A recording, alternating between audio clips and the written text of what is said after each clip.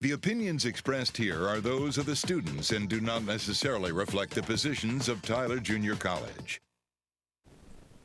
Coming up on the DrumBeat, the East Texas Big Event, new workshops at the Vaughn Library, and ongoing maintenance in Jenkins Hall. The DrumBeat starts right now. Broadcasting live from Studio 1108 in Jenkins Hall on the campus of Tyler Junior College. This is the DrumBeat, bringing you the latest from students like us. Thank you for joining us. I'm Imogen Brown. And I'm Bailey Davis. The 6th annual East Texas Big Event was held in downtown Tyler on February 22nd. The event is a collaborative volunteer effort between TJC and UT Tyler, where students from both schools do service projects all around the city, including picking up trash and helping care for plants at the Tyler Rose Garden. Yeah, so I think it's a really cool opportunity for both institutions, TJC and UT Tyler students, to come together for one goal, which is to serve the community that they live in, right? It also gives a really cool opportunity for our students to see the community and different organizations that serve the community. TJC's Vaughn Library is opening free workshops and a guest speaker series for students to learn more about history and literature.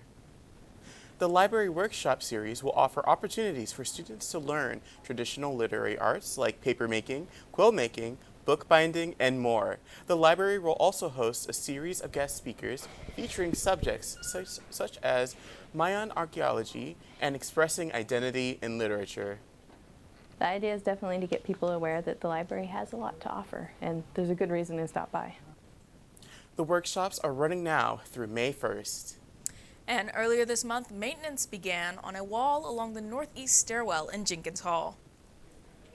The area is blocked from view as a safety precaution, but Director of Facilities and Construction Larry Hatton says the maintenance includes tearing down and replacing the old drywall. We have some history of painting over and plastering over instead of taking it down to where, if there's an issue, taking it down to stud and fixing it. In the past, there's a lot of paint on the walls and on top of wallpaper, and it's on plaster. So that connection between the wallpaper and the plaster just gave up, and the wallpaper fell down. Head over to thedrumbeat.com for the full story on February 28th. Coming up after the break, a conversation with the president of the Dungeons and Dragons Association. Multiple studies have shown that marijuana can slow both driver reaction and response time, which can be really dangerous. He's here. He's here. Wait. What? I can't drive. Why? My. Oh.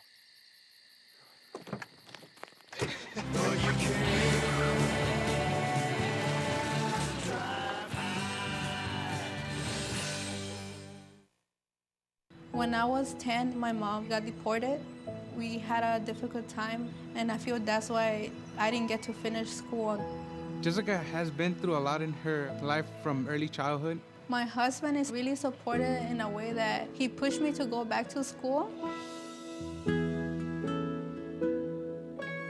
She came in looking to complete her diploma. She had a family she had to take care of. Anytime she needed help, we provided her help. She realized that we were here for her. She wants to have a career so her kids could look up to her. My graduation, it was something I will never forget. I couldn't explain the emotion I was feeling because people like you and me sometimes may have doubts in ourselves, but I feel that everything's possible.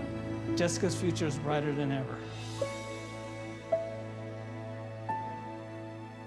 Find free adult education classes near you at finishyourdiploma.org.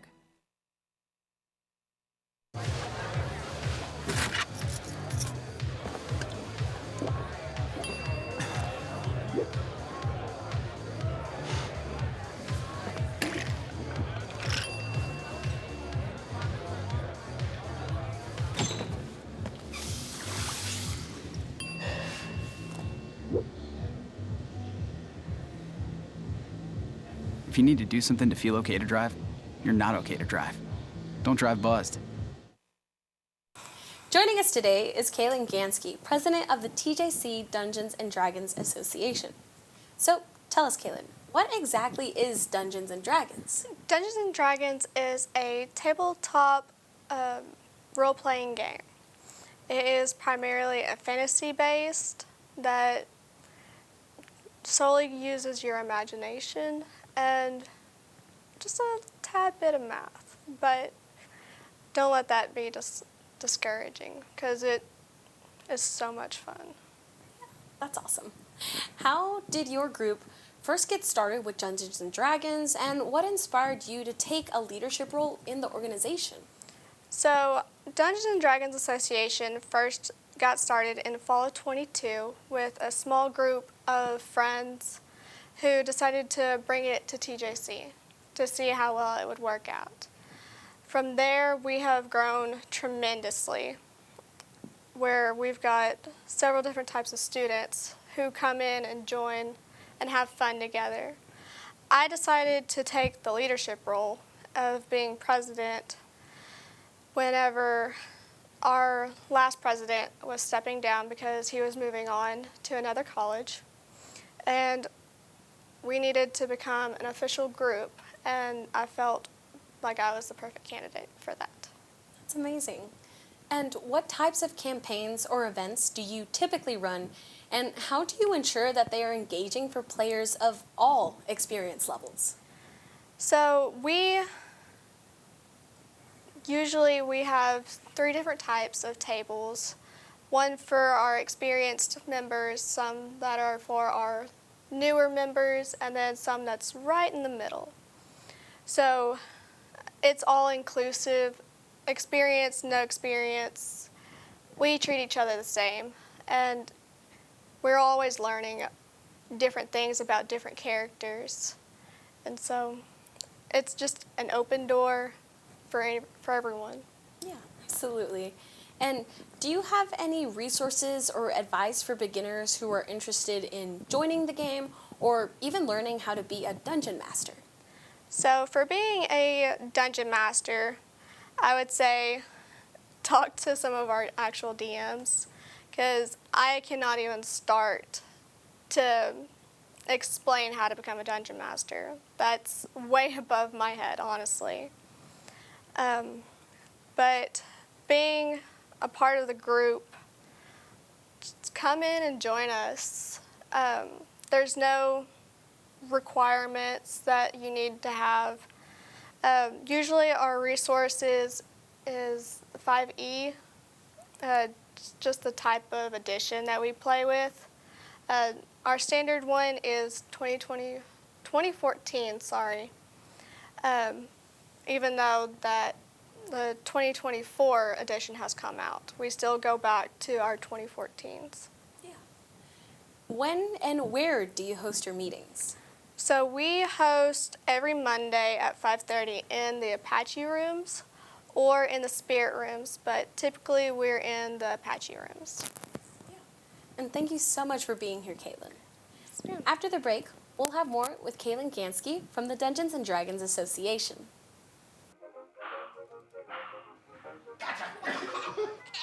I surrender. All right, pal. Get ready for the day, buddy. Hey, Dad. Hey, Dad. Do we have a gun? What's that? Do we have a gun?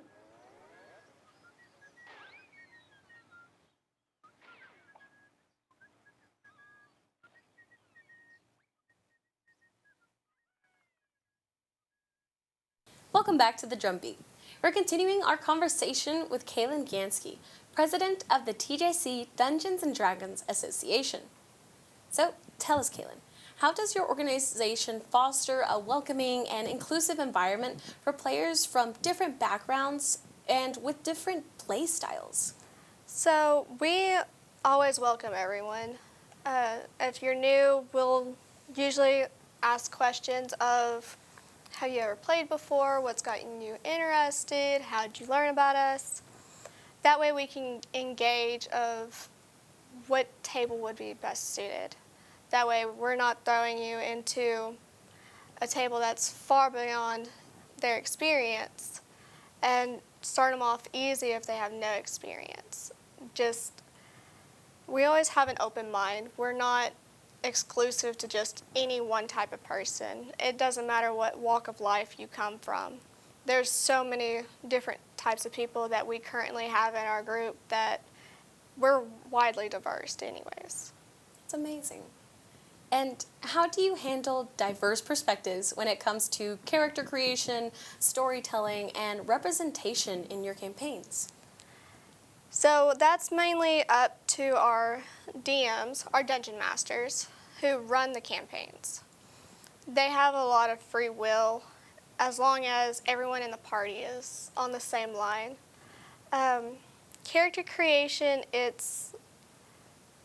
you can create a character that's absolutely nothing like ourselves or have a character that resembles ourselves. The possibilities are endless.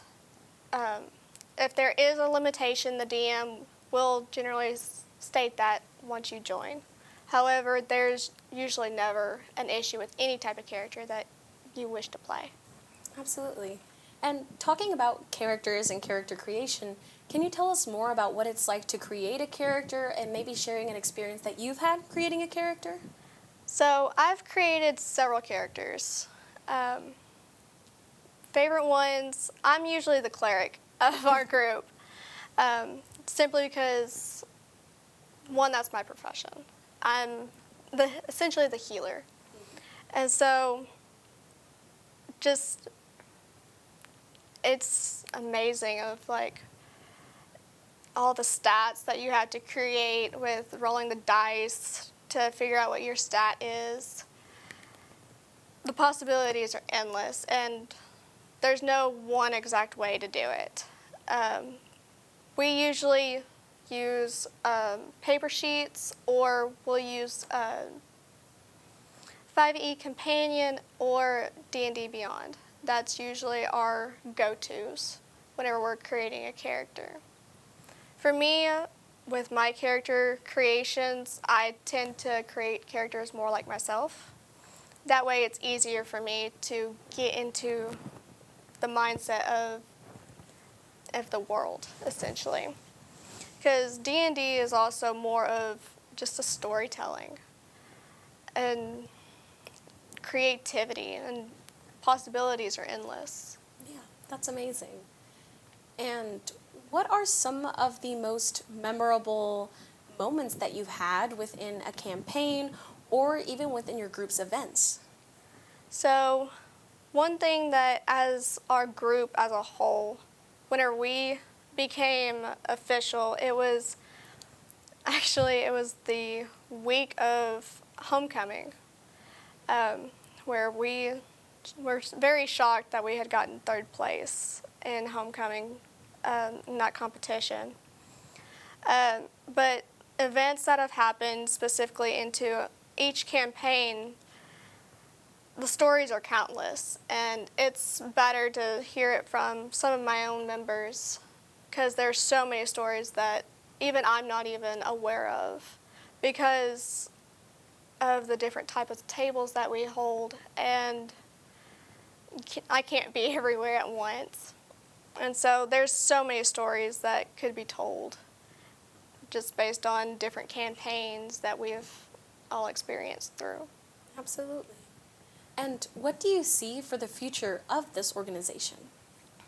I primarily see our organization just growing to being a safe, fun, relaxed place that students can come, join, and hang out without having to worry about what everyone else sees, because that's not who we are. We're inclusive, different types of walks of life, different majors. That's not something we care about. It's more of having fun together than trying to exclude anyone. We're open arms with everyone. So, just growing and becoming just a group for students to come and hang out. That's amazing. Is there anything else that you would like to add? There are no requirements that we have to have. You can literally have no experience to come and join us. We provide, if you don't have any dice, we've got several sets on hand. So experience, no experience, just come and join us. Have any questions, we're more than welcome to answer them. Just, if you're interested, just jump in. That's how I actually learned. That's how I got started, was I had no experience whenever I started. And I've grown to be able to help out and teach a little bit about Dungeons & Dragons myself. And so just, if you're interested, jump in. Of course. Thank you so much for being here today. Yes, ma'am. We'll be back after the break.